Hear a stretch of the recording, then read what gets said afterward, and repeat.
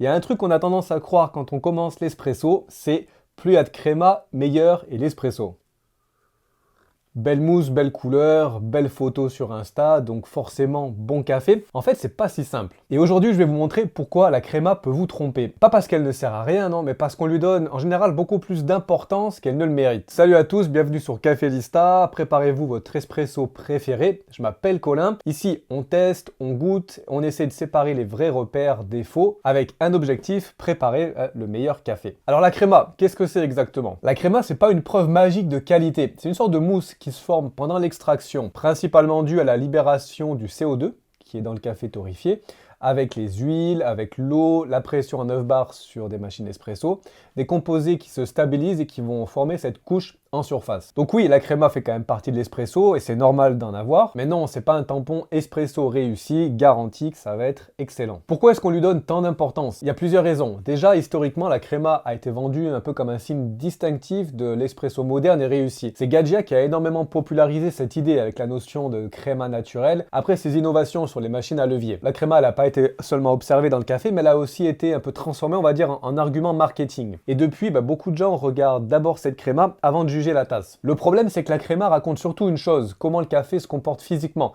avec une eau chauffée à haute pression, pas forcément s'il est bon. Et d'ailleurs, si vous voulez bien maîtriser votre extraction espresso, je vous ai préparé un petit guide, c'est gratuit, le lien se trouve juste en bas dans la description, vous pouvez aller télécharger ça. Bien, on revient à notre créma. Le piège, c'est donc de penser que plus il y a de créma, meilleur est l'espresso. Là, ça devient intéressant. On a vu comment se formait la créma. Son volume dépend aussi de plusieurs facteurs. Les variétés de café, la fraîcheur évidemment du café. Plus le café a été torréfié récemment, plus on va avoir de CO2, plus on va avoir de créma. Dans une moindre mesure, d'autres paramètres d'extraction, le type de café. Le Robusta va produire aussi plus de créma. D'ailleurs, on utilise souvent le Robusta dans des blends avec de l'Arabica pour justement avoir cette belle créma sur notre espresso. Est-ce que ça veut dire que la tasse est meilleure? Comme je vous l'ai dit en introduction, non. Parce qu'un café peut produire une créma spectaculaire et donner en tasse quelque chose de dur, des fois de très amer, très agressif. Et à l'inverse, un café Arabica, torréfaction de spécialité plutôt claire, va produire moins de créma naturellement, mais avec quelque chose peut-être de très intéressant en bouche. En préparant cette vidéo, je suis tombé sur une étude, c'était assez intéressant. Ça a montré qu'en fait la présence et la quantité de créma influencent un peu les attentes. Comme une sorte de réaction automatique. Quand on voit une belle créma, on s'attend à plus de qualité, plus d'intensité. Et donc, en clair, vos yeux préparent en fait déjà un petit peu le verdict avant même de goûter son propre café. Et c'est exactement pour ça que la créma peut être trompeuse, parce que d'un certain côté, en fait, elle peut mentir sur notre café. Elle peut vous faire croire que le shot est meilleur que ce qu'il est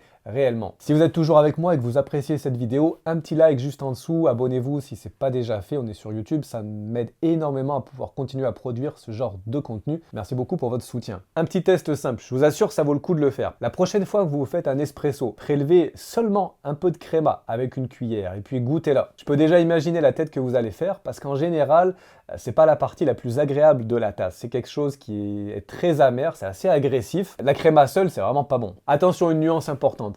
Je dis pas qu'elle est inutile. Au contraire, dans un certain style d'espresso, on va dire un peu classique, elle peut jouer un rôle très important dans la texture, notamment sur les espressos dits un peu classiques, sur le ressenti en bouche, sur l'expérience aromatique des premières secondes et ce ressenti, cette densité qu'on va avoir. Et c'est vrai que quand on a des cafés où il n'y a plus aucune créma, on va pas avoir justement ce corps important de l'espresso. Et ça dépend beaucoup des préférences personnelles, mais c'est vrai que ça peut quand même manquer. Mais elle va aussi nous donner des indices très clairs, comme on l'a vu avant. Est-ce que le café est frais? Si vous n'avez pas du tout de créma, c'est peut-être un café qui a été torréfié il y a très longtemps. La prochaine fois que vous regardez votre espresso, retenez ça. Une belle créma ne prouve rien à elle seule, elle va quand même avoir un rôle assez important à jouer dans la texture en bouche, le ressenti. Mais ce qui compte vraiment, au final, c'est quand même le goût, l'équilibre, la rondeur, la douceur, la sucrosité. Et puis au final, surtout, est-ce que vous avez envie de reprendre une gorgée de votre espresso? Est-ce que c'est trop amer ou pas? Donc pas seulement la créma. Mais c'est vrai que c'est quand même un gros débat dans le monde de l'espresso. Je suis curieux de voir votre avis. Laissez-moi ça en commentaire. Est-ce que vous êtes plutôt beaucoup de créma, un corps très présent, ou moins quelque chose de plus aromatique, de plus léger, de plus complexe? Et n'oubliez pas, essayez de faire le test d'aller